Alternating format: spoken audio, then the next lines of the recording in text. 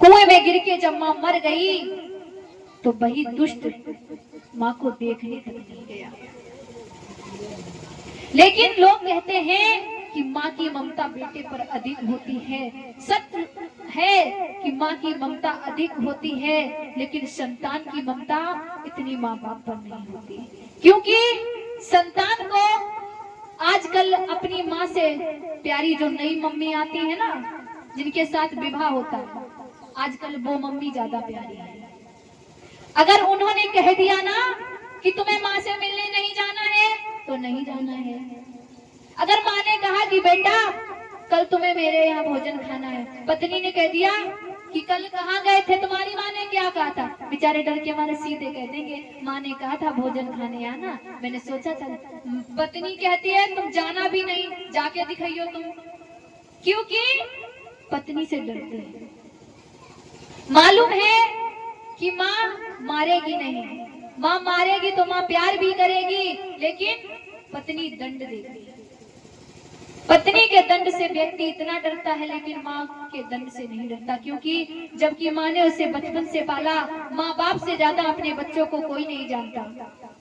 माँ जानती है कि मेरा बेटा कैसा है, माँ जानती है मेरी बेटी कैसी है, लेकिन पत्नी इतना नहीं जानती, क्योंकि माँ ने तुम्हें बचपन से पाला है, पिता ने तुम्हें बचपन से पाला है, बचपन से संस्कार दिए हैं।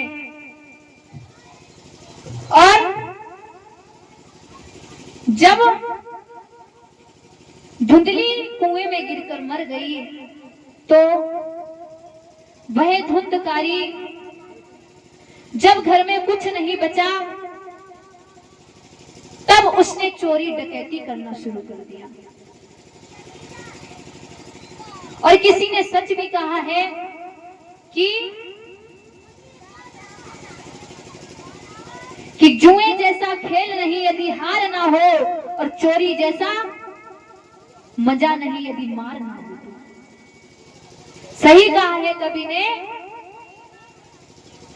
कि चोरी जैसा मजा नहीं यदि मार ना हो तो, और सच है ये बात। आनंद आता है लेकिन कब तक, जब तक आपके पास संपत्ति होती है। अगर आपके पास संपत्ति नहीं है, चार लोग आपसे बात नहीं पूछेंगे। अगर आपके पास है तो आपको बर्बाद कराने के लिए आपके पीछे पीछे घूमेंगे और कहेंगे कि भैया चलो फलाने जगह जुआ का खेल हो रहा है, तुम देखना मैं खेलूंगा। अब जब तुम निभाए के जाइयो तो मन तो हमारो चले, चलो हम खेले। इसलिए संगति से असर ज्यादा पड़ता है, जैसी संगति करोगे वैसा असर पड़ेगा। इधर जब चोरी डकैती करने लगा तो वेश्याओं ने देखा, कहा कि ये व्यक्ति बड़ा ही दुष्ट है, बड़ा ही दुराचारी है, अब इसके घर में कोई संपत्ति नहीं रही तो ये चोरी डकैती करने लगा, और इसके वजह से किसी दिन हम भी फंसेंगे और हम भी पिटेंगे, इसलिए इसे इनकार करें, इसे समझाएं। वेश्याओं ने उसे समझाया, जब वो नहीं माना तो वेश्याओं ने सोचा क्या करूं इसके साथ। तो वेश्या ने मन में विचार किया कि क्यों ना आज ये रात्रि को आए तो मैं इसको इतना प्रेम करूं, इतना प्रेम करूं, इसको इतनी मंदरा पान कराऊं जो इतना ये नशे में हो जाएगी, इसको नशे में मैं मार दूं। तो वेश्या ने उसी रात्रि में क्या किया मेरे भैया,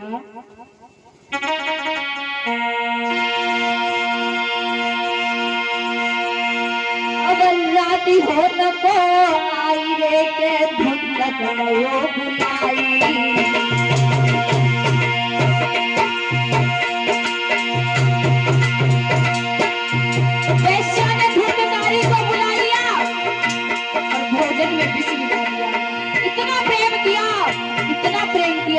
और मदरा पान कराया और क्या किया, भोजन में जहर मिलाई गाई तो प्रेम से खिलाई भाई खिलाई,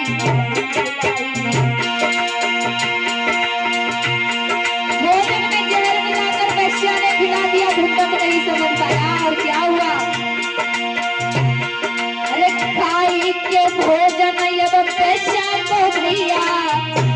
तक सोई गौरे पैर पसार। और जो नर जावे रे घर पे साथे, सब बिन भैया बहु नाचार।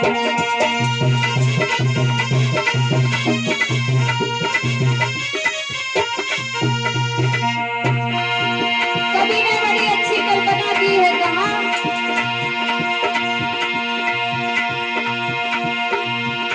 इज्जत सगे बाप की सगी नहीं है, तेरी काका हो गई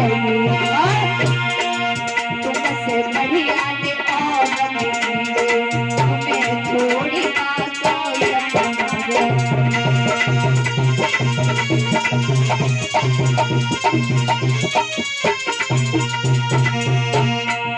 सच बात है, वैश्या किसी की सगी नहीं होती। आपके पास संपत्ति है तो आपसे बात पूछेगी, आपके पास आएगी, लेकिन जैसे ही आपके पास संपत्ति खत्म हुई और आपको छोड़ देगी और आपको मार देगी। किसी ने बहुत अच्छी कल्पना की है। एक जगह देखे ले मन संभाले, प्रेम में जाए है ये बेफसाए, धनी और दौलत के लिए खाते, अंत में ये बेचारे बेचारे।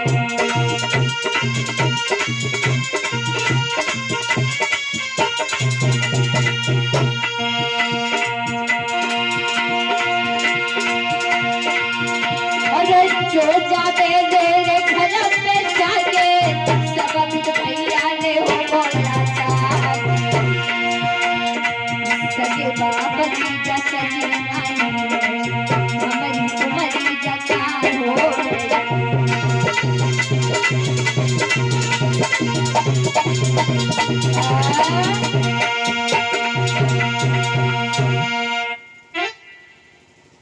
कहा है कि उसी समय वैश्या ने भोजन में जहर मिलाया और धुंधकारी को बुलाया, मदरा पान कराया। इतना मदरा पान कराया कि उसे अपने तन का भी होश नहीं रहा। उसी समय वैश्या ने भोजन में जहर मिलाकर के खिला दिया। धुंधक मर गया। धुंधक जब मर गया तो वो प्रेत योनि में आ गया। वैश्या,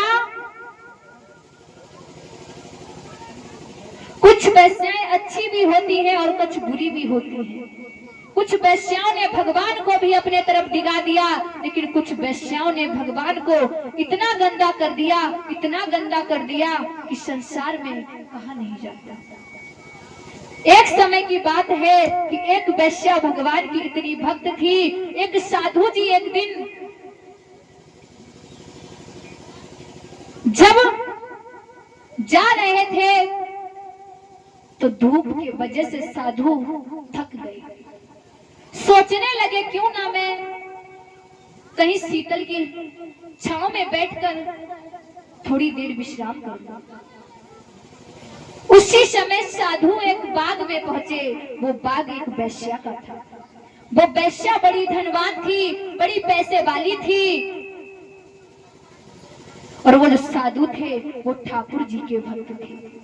वो ठाकुर जी से मिलने जा रहे थे, लेकिन रास्ते में जब वो ठहर गए तो उसी बाग में एक व्यक्ति आया और कहने लगा। साधु को देखा, व्यक्ति ने प्रणाम किया, कहा मुनिवर प्रणाम, और कहा कि हे प्रभु आप इस बाग में ठहरे हो, यह बाग एक वैश्या का है।